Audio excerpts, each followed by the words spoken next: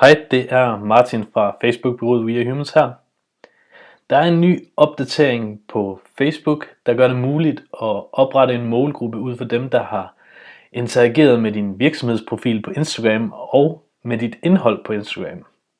Og her vil jeg lige kort gennemgå, hvordan du opretter de forskellige målgrupper. For det første skal vi ind i annonceadministratoren, som du finder heroppe, administrere annoncer. Så kommer du ind i din annonceadministrator, der ser sådan her ud.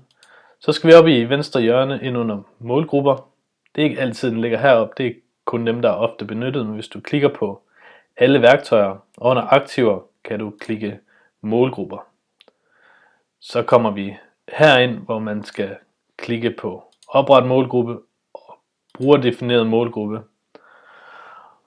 Og her kan vi oprette de forskellige målgrupper. Man kan se her, at der er noget, der er opdateret, og det er den type målgrupper, der har med interaktion at gøre.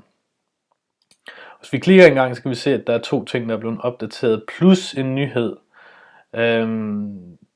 Kort lige for det, der er opdateret, det er, at man kan oprette en liste over personer, der har brugt tid på at se dine videoer på Instagram. Før kunne man kun gøre det på Facebook, men nu har de tilføjet Instagram. Og for noget tid siden, der opdaterede Facebook de her lead-annoncer, hvor man også kunne annoncere med sine lead-ads på Instagram. Og nu er det så også blevet muligt at oprette en liste over de personer, som har åbnet eller udfyldt en formular på Instagram.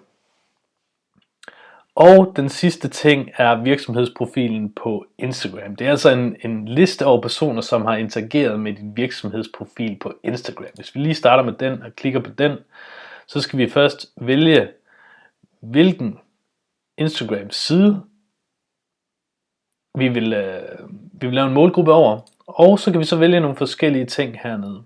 Den første her er alle, som har interageret med din virksomhed på Instagram. Og det vil sige, at det inkluderer sådan set alle, der har enten følgt din virksomhed og været på din profil, eller liket et opslag. Men man kan også gøre det mere specifikt, altså for eksempel alle dem, der har interageret med et opslag eller en annonce, eller personer, som har sendt en besked til din virksomhedsprofil. Men hvis man i første omgang vælger den her alle, som har interageret med din virksomhed, så skal man vælge den periode, man vil gå tilbage. Det er dog kun muligt at gå tilbage fra juni 2017, da det her det er jo en ny type målgruppe. Så giver man sin målgruppe et navn og klikker opret målgruppe, og så begynder Facebook at samle målgruppen, og der går lige en times tid, før målgruppen er klar. Lad os kigge lidt nærmere på de målgrupper, der er blevet opdateret med Instagram. Hvis vi lægger ud med videoer, så skal man klikke her en gang. Her kan man så vælge, hvilken interaktion, som brugeren skal opfylde, før de bliver tilføjet til den her målgruppe. Og her kan vi vælge mellem nogle forskellige parametre, for eksempel 3 sekunder, personer, der har set mindst 3 sekunder af din video, eller 10 sekunder. Lad os tage personer, der har set mest 75% af din video. Hvis det er sådan, at folk de har brugt næsten set 75% af din video, må vi formode, at de er interesseret i det, din video handler om. Hvis din video handler om et bestemt produkt, du måske viser, hvordan man bruger det, så kan du lave en målgruppe af dem, der har set 75% af den her video, og så lave en annonce til den målgruppe, der er mere fokuseret på, hvor de så kan købe produktet hen. For at oprette klikker man her, og så skal man så vælge, hvilke videoer man vil tilføje. Så skal man herind en gang og vælge sin Instagram profil. Du ser her, der står Facebook side, men her kan man altså også vælge virksomhedsprofil på Instagram. Sådan der. Og så skal du vælge dine videoer her. Og så kan du klikke bekræft. Du giver den et navn, og så klikker du opret målgruppe, og Facebook begynder så at samle den her målgruppe op.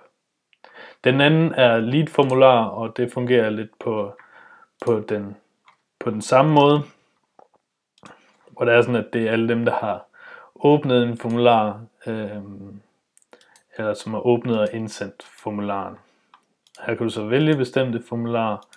Se her, e-bog her.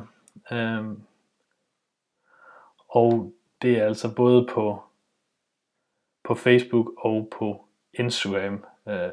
Der tager den simpelthen begge ting med i den her. Og så giver man den et navn og klikker opret målgruppe.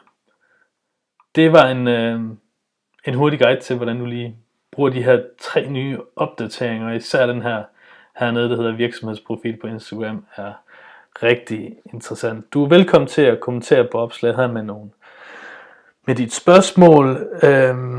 Husk at følge os på Facebook og skriv dig op til vores nyhedsbrev, så du får alle de nyeste updates omkring Facebook. Vi ses igen snart. Hej hej.